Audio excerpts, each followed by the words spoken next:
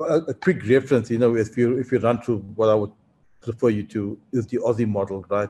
So typically, if you break it down from the bottom, you need to have the physical infrastructure out there. So and that's something that we do as DFA in ensuring that we deliver the fiber infrastructure, but that's the what we call the passive infrastructure, and like masts, towers, ducting, aggregation points. So but over and above that, not just that, the supportive infrastructure as well. You need power, you need sustainable power.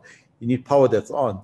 You need you have that infrastructure in space. So that's the first layer of the infrastructure. The second thing is that from an infrastructure level is what will make a smart city smart is that platform layer.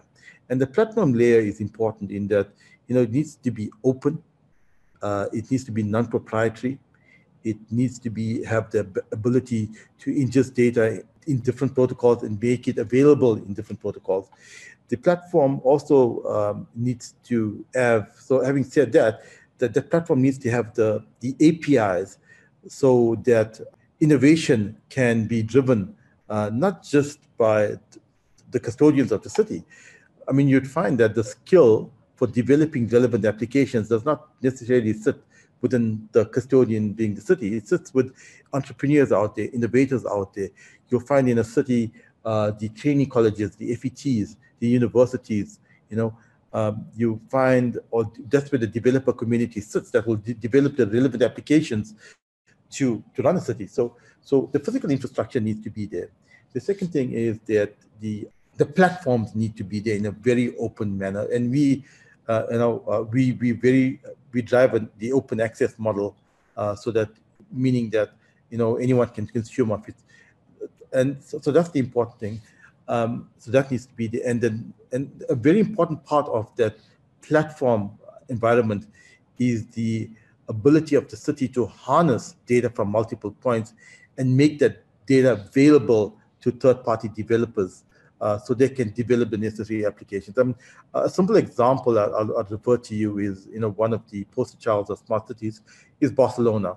And what they've done as a city is harnessed a lot of the city data and made that data available out there to the developer community.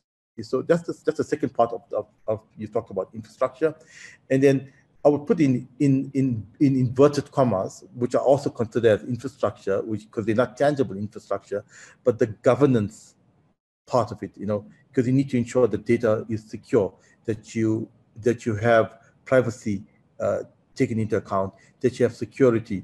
The last thing that you want, some cybersecurity, the last thing that you want is for someone to, if you're running a smart city, is to get access to key applications, distribute a DDoS attack on it and hold the city at ransom and its citizens. So that governance security type of layer of the inverted commas infrastructure is important as well.